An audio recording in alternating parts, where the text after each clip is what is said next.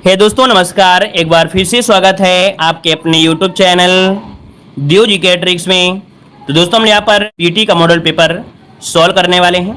आप देख पा रहे हैं कि ये क्लास हम आपको डेली दे रहे हैं इस समय। चलिए तो स्टार्ट करते हैं। गुड इवनिंग सभी को, गुड इवनिंग सभी को, जय हिंद। साथ ही दोस्तों हम लोग बात करने वाले हैं यूपीडब्ल्यूएससी पेड एग्जाम 2023 के बेस्ट प्रैक्टिस सेट के बारे में, जो कि देख सकते हैं कि आपके चक्षु प्रकाशन का ये आपका प्रैक्टिस सेट है, जो कि बहुत ही बेहतर प्रैक्टिस सेट है। आपके परीक्षा में चार चांद लगा देने वाला ये प्रैक्टिस सेट है, जो कि आपके सिलेबस पर आपका आधारित है। 2021-2022 की परीक्षाओं में देखा जाए तो यहाँ से क्वेश्चन आपके सेम टू सेम देखने को मिले हैं। याद रखिए इस प्रैक्टिस सेट में आपको 20 प्रैक्टिस सेट मिलेंगे, साथ में आपको 6 प्रीवियस ईयर जो आपके पेपर हुए हैं, है ना, जिससे पता चल पाए कि नहीं हाँ प्रीवियस ईयर क्वेश्चन में आपके कैसे क्वेश्चन पूछे गए हैं और प्रैक्टिस सेट में जो आपके हैं वो कैसे क्वेश्चन किए गए हैं।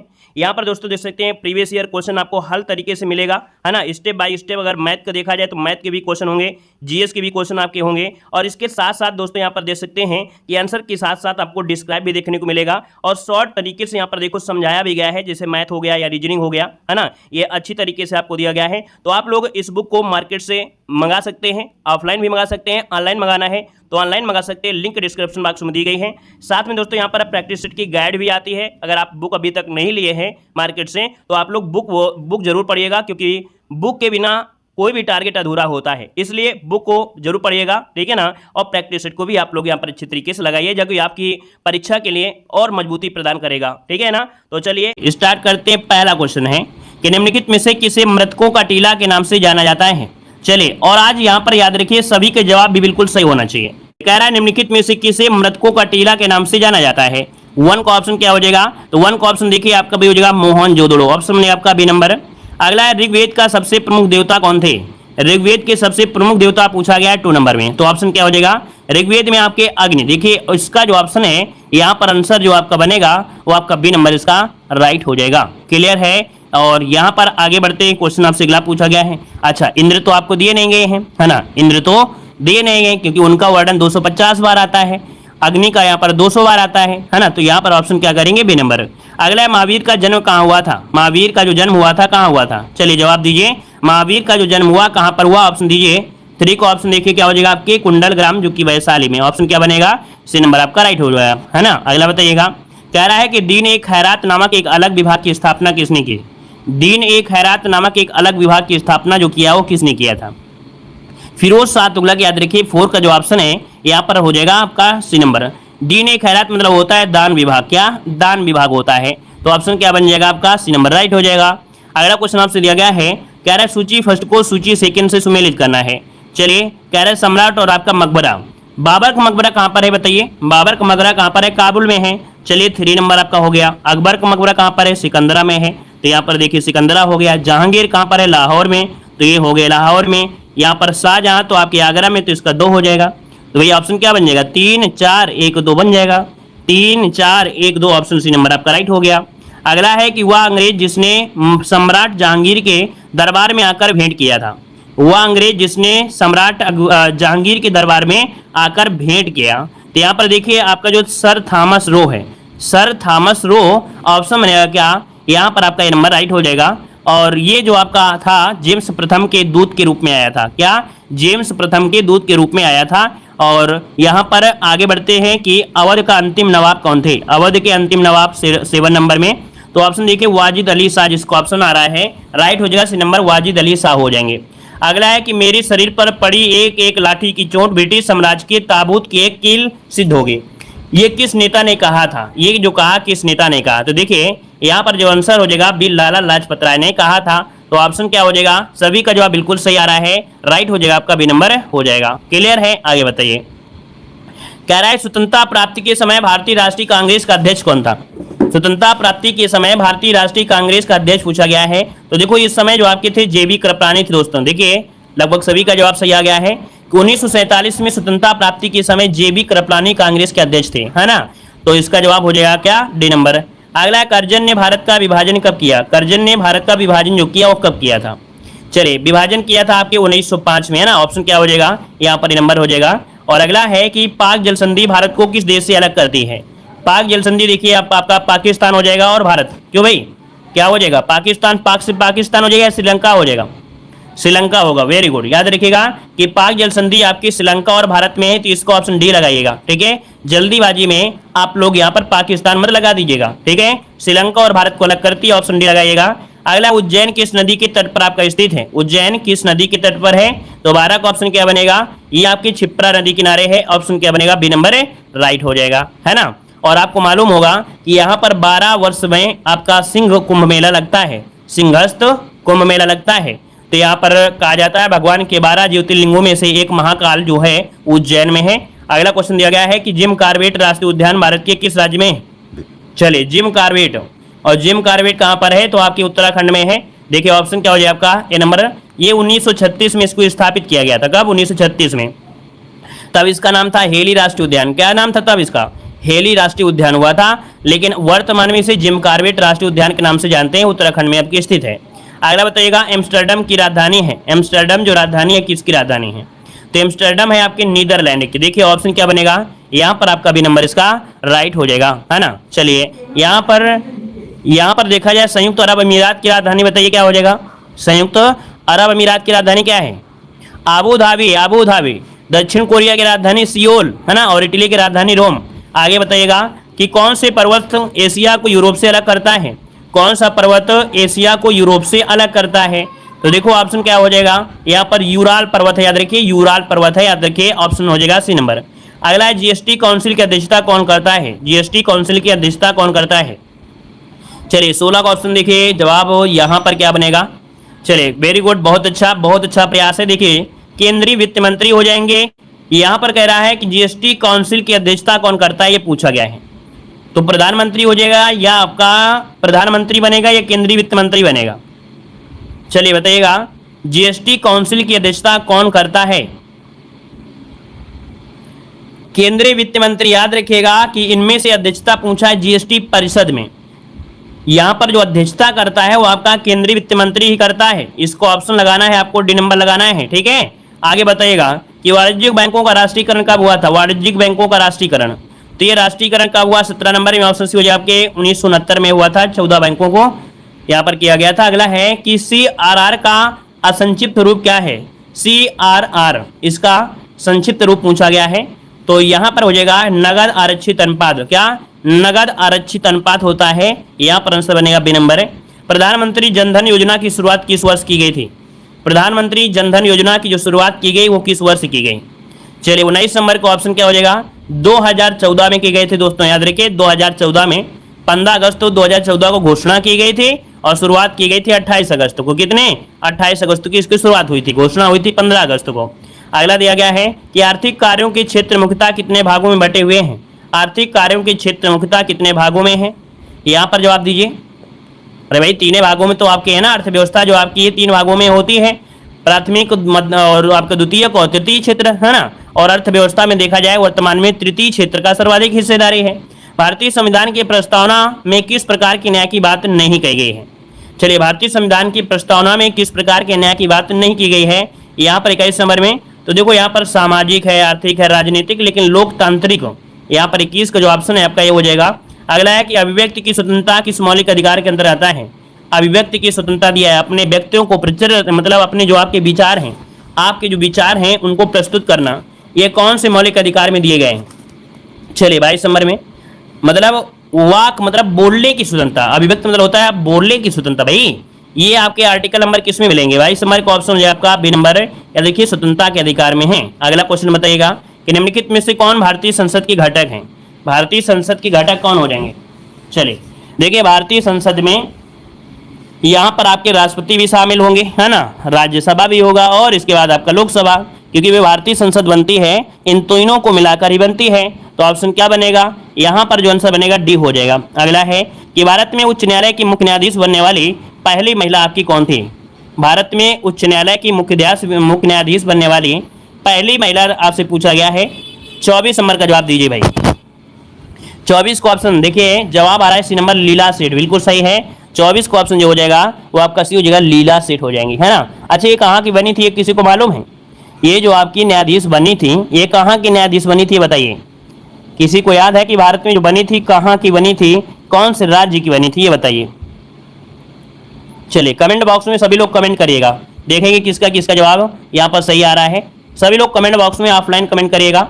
अगला है कि किसी राज्य के राज्यपाल के रूप में नियुक्त होने के लिए, भाई राज्यपाल के लिए आयु सीमा पूछा गया है तो 35 वर्ष होता है। अगला है कि जब किसी वस्तु को दो समतल दर्पणों के बीच रखा जाता है तो बने हुए प्रतिबिंबों की संख्या कितनी होती है। चलिए बताइएगा, अगर कोई भी वस्तु है और उस वस्तु को दो समतल दर्पण के बीच में रखा जाए तो आप ही बताइए कितने आपके दर्पण बन सकते हैं।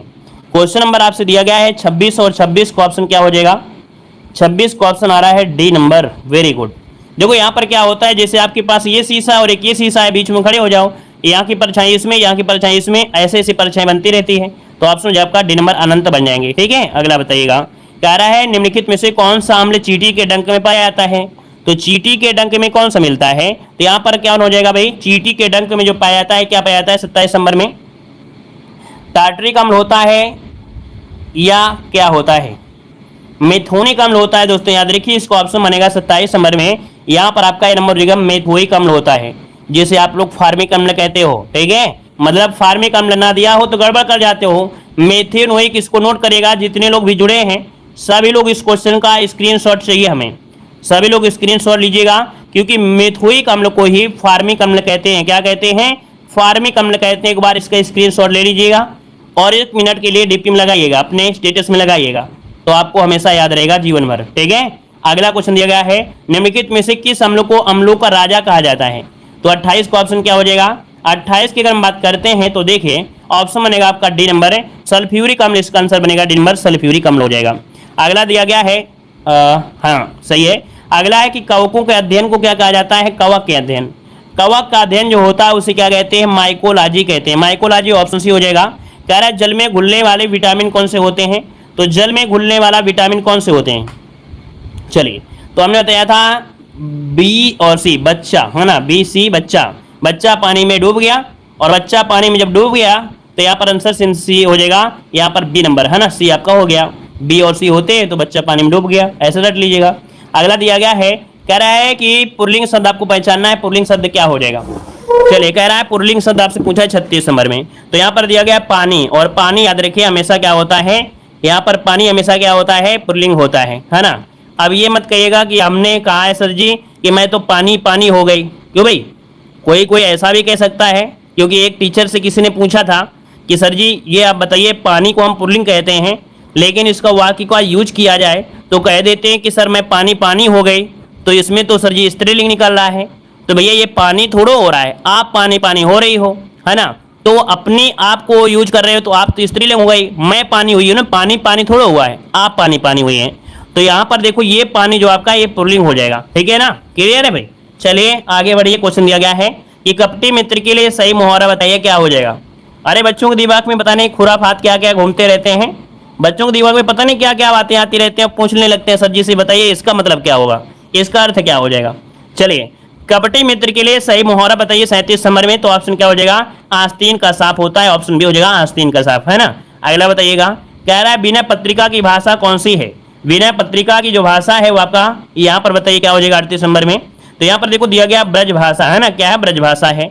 अगला है, कह रहा है कि कौन सा शब्द भ्रमर का पर्यायवाची नहीं है, क्या भ्रमर का पर्यायवाची नहीं दिया गया है, देखो नहीं शब्द आपको दिया गया है, तो 39 में ऑप्शन क्या बनेगा, यहाँ पर देखो आपका दिया गया है चंचरीक होता है, मिलिंद होता है, स्लिम होता है, सलभ नहीं होता है। दोस्तों याद रखिए, सलभ नहीं होता है, सलभ नहीं होता है, याद रखिएगा। ठीक है ना, तो ऑप्शन बनेगा क्या, यहाँ पर याद रखिए ऑप्शन बनेगा आपका ए नंबर राइट हो जाएगा। ठीक है, अच्छा ये होता किसका है, टिड्डा जानते हैं, टिड्डा, ये टिड्डा जानते हैं या तो टिड्डा ना जानो तो पतंगा जिसे बोलते हैं, तो ये सलभ होता है पतंगा का। अगला क्वेश्चन दिया है, निम्नलिखित वाक्यों में से शुद्ध वाक्य बताइए, क्या हो जाएगा। तो याद रखिए हिंदी में कभी भी अनेकों का प्रयोग नहीं होता है, अनेकों का नहीं होता है, तो आंसर डी नंबर राइट हो गया। और ये क्वेश्चन तो आपको हमेशा मिलता है, कोई भी क्वेश्चन ऐसा नहीं है जिसमें ना मिले, है ना। अगला बताइए कि पृथ्वी अवलोकन उपग्रह निसार का विकास किस अंतरिक्ष एजेंसी द्वारा किया जा रहा है।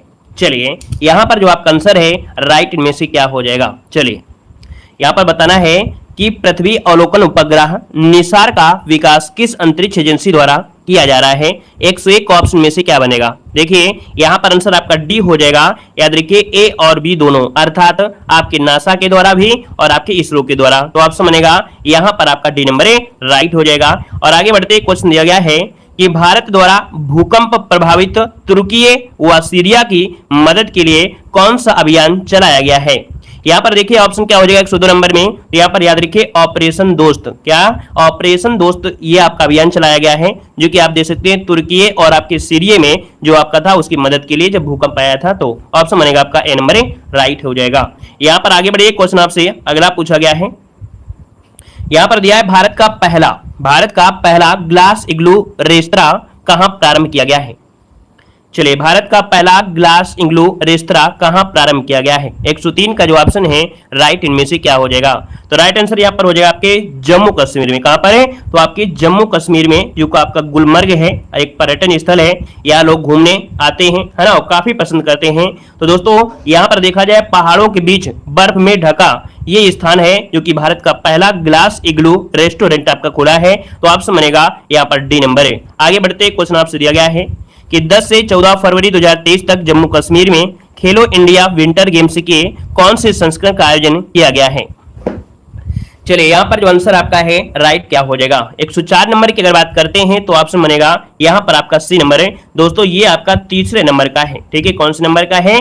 तो आपके ये तीसरे नंबर का है, खेलो इंडिया विंटर गेम्स जो कि जम्मू कश्मीर में आपके आयोजन किया गया था। ऑप्शन बनेगा आपका सी नंबर राइट हो जाएगा।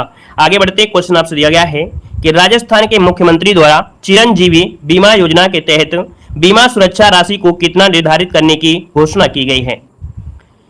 चलिए, यहाँ पर जवाब देना है, ऑप्शन क्या हो जाएगा? तो ऑप्शन में आपका डी नंबर 25 लाख क्या हो जाएगा? यहाँ पर याद रखिए पहले 10 लाख रुपए से बढ़ाकर अब कितनी हो गई है?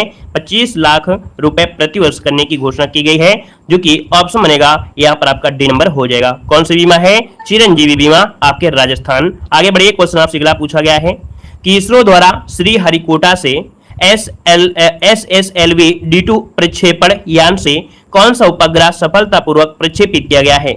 106 नंबर की अगर बात करते हैं तो ऑप्शन बनेगा डी नंबर उपयुक्त में से सभी। यहाँ पर EOS 07, यहाँ पर जूनस जो आपका दिया है 1 और यहाँ पर दिया है आजादी SAT 2, ये भी है, मतलब ऑप्शन डी नंबर इसका राइट हो जाएगा। आगे बढ़ते हैं, क्वेश्चन आपसे अगला पूछा गया है कि ग्लोबल क्वालिटी इंफ्रास्ट्रक्चर इंडेक्स 2021 में भारत को वैश्विक स्तर पर कौन सा स्थान प्राप्त हुआ है? चलिए, जवाब देना है यहाँ पर कि ग्लोबल क्वालिटी इंफ्रास्ट्रक्चर इंडेक्स 2021 में भारत को वैश्विक स्तर पर कौन सा स्थान प्राप्त हुआ है? यहाँ पर दोस्तों ऑप्शन क्या बनेगा? 107 नंबर में। तो 107 नंबर की अगर बात करते हैं तो ऑप्शन बनेगा बी नंबर है, यहाँ पर 10वां स्थान आपका हुआ है। तो ऑप्शन बनेगा यहाँ पर आपका बी नंबर।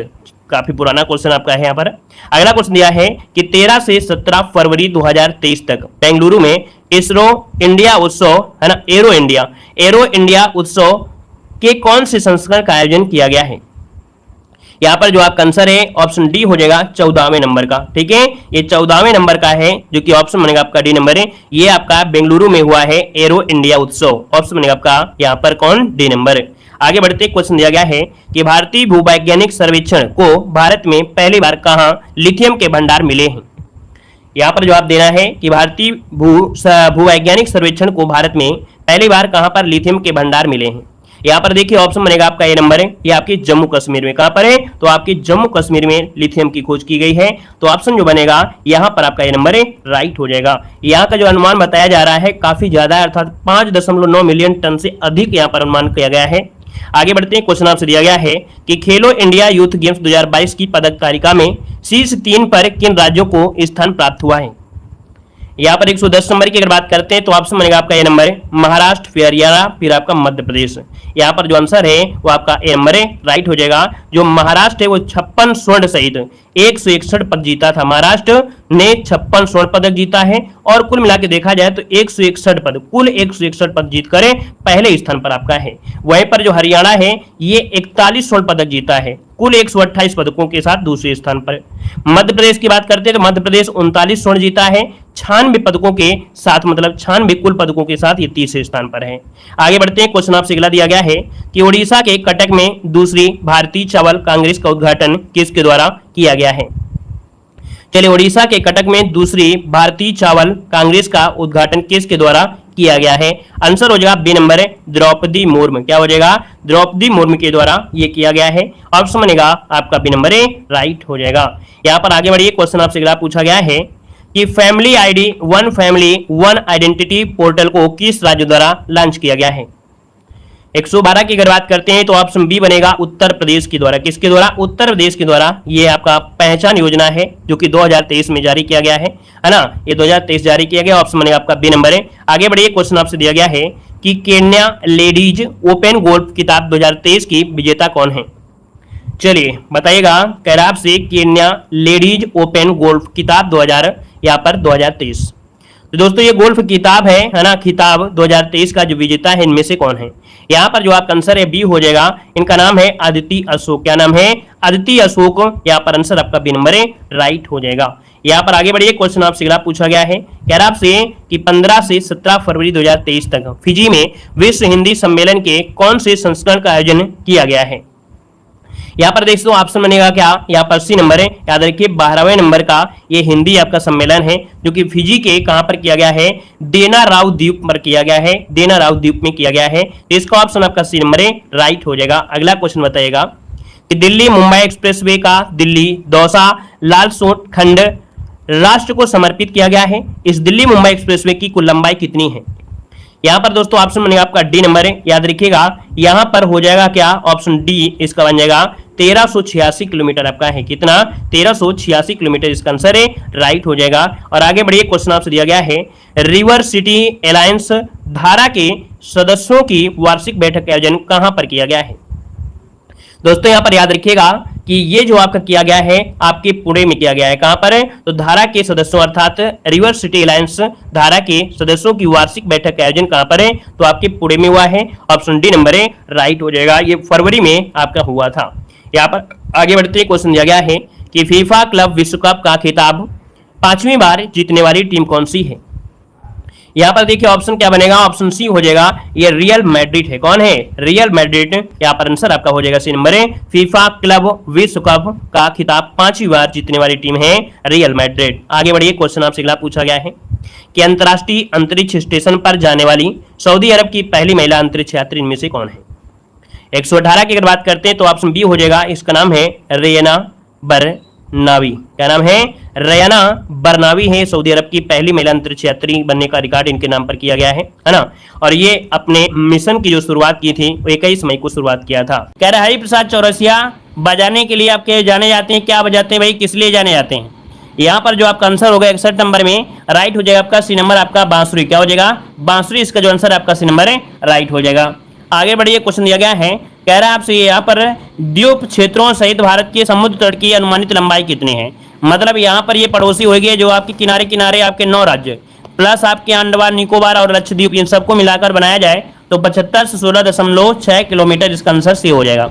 अगला है निम्नलिखित में से कौन सा देश आसियान का सदस्य नहीं है? आसियान का सदस्य नहीं है 63 नंबर में। 63 नंबर में देखिए आपका जो चीन है, याद रखिए चीन जो आपका इसका सदस्य नहीं है, आसियान का सदस्य नहीं है। और यहाँ पर देखा जाए इसका गठन हुआ था 1967 में, है ना, 1967 में हुआ था। और इसमें 10 सदस्य देश हैं। कितने? 10 हैं। Indonesia, Malaysia, Philippines, Vietnam, Cambodia, Myanmar, Thailand, Singapore, Brunei और लाओस, है ना। मतलब याद रखिएगा ऐसे आपसे संगठन पूछा जाएगा जिसमें से 10 लोग होंगे, 5 लोग होंगे, 8 सदस्य हो सकते हैं, 7 सदस्य हो सकते हैं। इतना पूछा जाएगा क्योंकि आप लोगों की इतनी मेमोरी नहीं है कि आपकी मेमोरी आप कह सकते हैं 199 या 196 देश को रट डाले। इतना तो मेमोरी फास्ट नहीं होगी, हर एक संगठन में आप रट डालो, नहीं हो सकता ना। तो क्वेश्चन जो भी बनते हैं या तो उसमें 10 देश होंगे संगठन में, 8 होंगे, 7 होंगे, 5 होंगे, यही पूछे जाते हैं। ठीक है दोस्तों, आगे बताइएगा। कह रहा है बीसी राय पुरस्कार किस क्षेत्र में दिया जाता है? कह रहा है बीसी राय पुरस्कार पूछा गया 64 नंबर में। तो नोट करिएगा कि बीसी राय पुरस्कार जो आपका है ये चिकित्सा क्षेत्र में होता है। ऑप्शन आपका सही हो जाएगा। ठीक है, आगे बताइएगा। क्वेश्चन दिया गया है कि निम्नलिखित में से दुनिया का सबसे छोटा पक्षी कौन सा है? सबसे छोटा पक्षी पूछा गया है 65 नंबर में। तो ऑप्शन क्या हो जाएगा? तो 65 का ऑप्शन बनेगा दोस्तों, याद रखिएगा ऑप्शन हो जाएगा आपका हमिंग बर्ड। क्या हो जाएगा? हमिंग बर्ड इसका जो ऑप्शन है ये नंबर हो जाएगा। और अगला क्वेश्चन दिया गया है ये धनपत राय श्रीवास्तव किस नाम से मशहूर हैं? धनपत राय जो संबंधित हैं याद रखिएगा ये कौन से नाम से हैं? यहाँ पर 66 नंबर में। तो आपका जवाब हो जाएगा क्या? यहाँ पर प्रेमचंद को कहा जाता है धनपत राय। अगला है किस देश ने पुरुषों की बैडमिंटन टीम प्रतियोगिता थॉमस कप 2022 का खिताब जीत लिया है? तो थॉमस कप 2022 का जो जीता है वो किसने जीता है? चलिए लॉक करिए जल्दी से। 68 का ऑप्शन क्या हो जाएगा?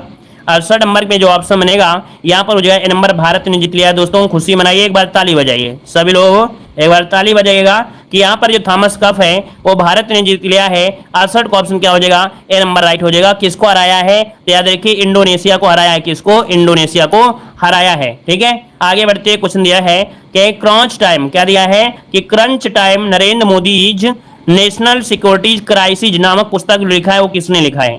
तो ये लिखा है किसने, याद रखिए ऑप्शन बी हो जाएगा आपके डॉक्टर श्री राम चौलिया। डॉक्टर श्री राम चौलिया इन्होंने लिखा है। अगला है प्रतिवर्ष पृथ्वी दिवस कब मनाते हैं। प्रतिवर्ष पृथ्वी दिवस कब मनाते हैं, तो देखो भैया आपके 22 अप्रैल को मनाते हैं, 22 अप्रैल को मनाते हैं। अच्छा, इस बार को जो थीम रखा गया था, क्या रखा गया था, इस बार का जो विषय था वो क्या रहा था, तो आपका था वही ट्विस्ट इन आवर प्लेनेट, है ना, ट्विस्ट इन आवर प्लेनेट, ये आपका विषय रहा था। तो ऑप्शन से हो जाएगा। अगला यहाँ पर देखो गद्यांश दिया गया है। गद्यांश में आप लोगों के बारे में बहुत अच्छी बातें लिखी हैं। देखो कह रहा है जीवन में बहुत अंधकार और अहंकार की ही भांति अशुभ और अनीति है। कुछ लोग इस अंधकार को स्वीकार कर लेते हैं, तब उसके भीतर जो प्रकाश पहुंचने और पाने की आकांक्षा थी क्रमशः क्षीण होती है। मैं अंधकार की स्वीकृति को मनुष्य का सबसे बड़ा पाप कहता हूँ। तो भैया यहाँ पर अंधकार वगैरह मनुष्य के घमंड के बारे में दिया गया है।